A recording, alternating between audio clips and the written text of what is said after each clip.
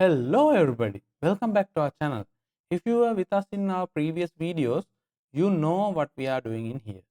However, if you are new to the channel, we are discussing about tips, tricks and workarounds which can save us our valuable time. So, in today's video, I am going to discuss about pivot tables. When it comes to pivot tables, it requires a data source. It summarizes all these information into very insightful information so that you will be able to see what is in this data. So if you look at this table, it has lot of information inside this table, and I don't know what are the information that I could get out of this table. However, pivot table helps me to summarize this information.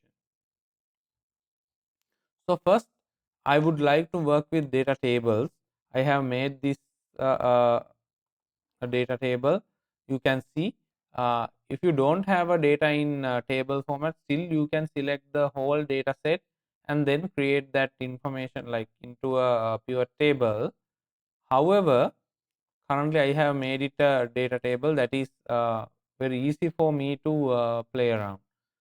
So if you have a data set, you can press Ctrl T and make it a data table so that you will be able to work with that data very easily.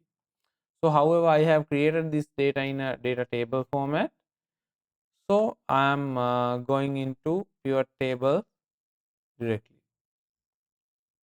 So using the table range, I am going to create that pivot table. There are options that I can create the same create the pivot table in the same worksheet. However, I am choosing the new worksheet, and here also you can add this to data model also. That will activate certain features in the pivot table as well. So I am activating this data model as well. So pressing OK. Now it is loading my information into the pivot table. So when it comes to pivot table, it has view like this, and your pivot table is created here.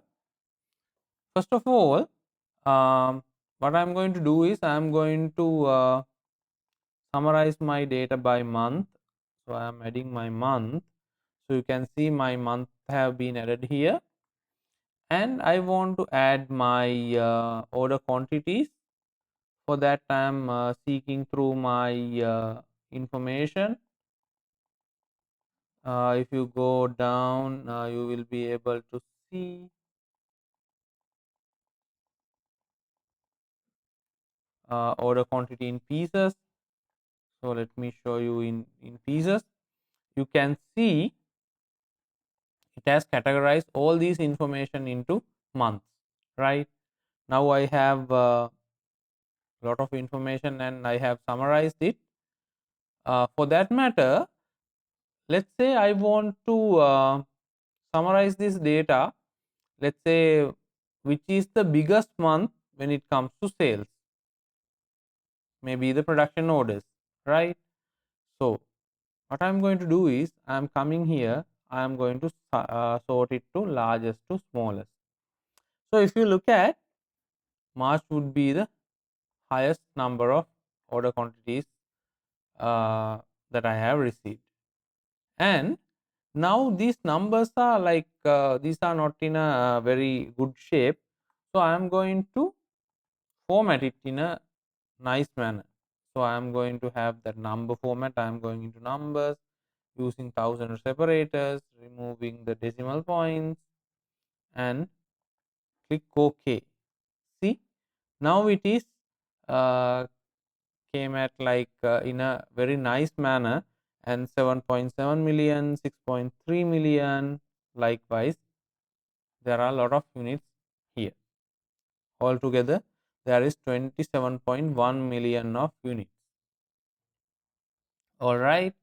Now, let's say if I want to add more fields, let's see if I want to add item categories here. Sorry, order types, that is order type. Let me see.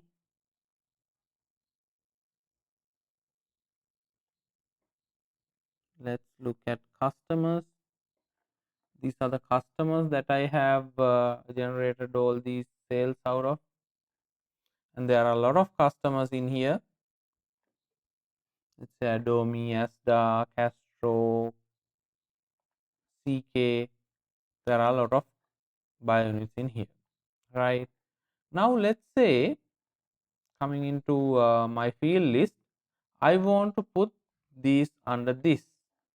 See, March, I can see these are the customers, these are the relevant sales. If I put month here, you will be able to see customers and their respective month sales, and we have its grand totals as well.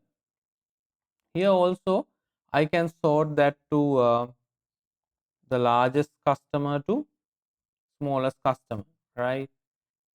Let's say if you want to put it on other way around, you can put that as well. So I am reverting back, I am putting largest to smallest, and in that now we have seen how it works. This is columns, this is rows, this is values, right? In here, let's say if you want to add, let's see what we can add. We can add destinations here. So if you pick up, there are a lot of destinations are here. AU means Australia, CA means Canada. Um, there are different US means US. So there are, let's say, let's filter out US. See, now it is only about US sales. And if you click all, again you will come back to original pivot table, right? And one more thing, if you select multiple items, let's see, if you want to select multiple items, then you have that tick, you can select Canada and US both. See, now it is showing that way. So if you clear it out, so if you pick all, you will see everything.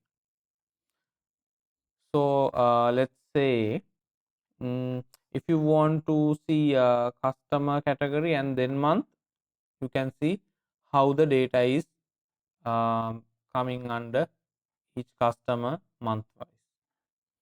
If you take month up, you will see which month and what are their customers, right? So likewise, you will be able to create lot of insights using this information. So for the moment, I am removing my customer and I am putting a month here. And one more thing I want to show you. Now we have talked about tables and all that. Let's say if you want to visualize, you will be able to visualize that with a pivot chart. See, if you quickly put the month wise sales, you can see it puts a pivot chart. You can edit all these things. Let's say you can filter out month. Let's say let's remove March. See, now we have removed March, and here also we don't see March in here. So both are linked, and you will be able to work with these pivot tables also. Another point, you can use slicers. That is something interesting. It is called slicer. You can add slicer to let's say, let's again we'll find destination. We'll add destination. So you can select, let's say you want to see US sales. See how nice is that, how cool is that. You will be able to, let's say, Italy sales. You will be able to see Italy sales. Japan. It is very quick and easy, and if you clear it out, you will be able to come back to the original state. Again, 2.27 million units, right? And when it comes to the table, let's say if you want to create it a nice weave, let's say you don't like this blue, you can have a lot of designs and you will be able to pick one of these. Let's say if you look at this one, it will be nicer, and you can have banded rows, you can have banded columns, or else let's pick different version of it. um, this one, see, you can have banded rows, columns, everything. See, you will have different kinds of designs, and based on your liking you will be able to slice and dice this information. I hope you have learned this pivot table, and this is a powerful tool. And if you have any queries, let's say if you want to rename these fields, you will be able to rename it. And it is quite easy. If you have any queries related to pivot tables, you can comment below, so that I'll be able to have a look at it and help you out there. I hope you have learned something out of this video. Consider subscribing us. If you like this video, just put a like, so that will motivate us to do better in the future. And do share with your colleagues and friends, so that they'll be also learn something new. Thanks for watching. Bye for now.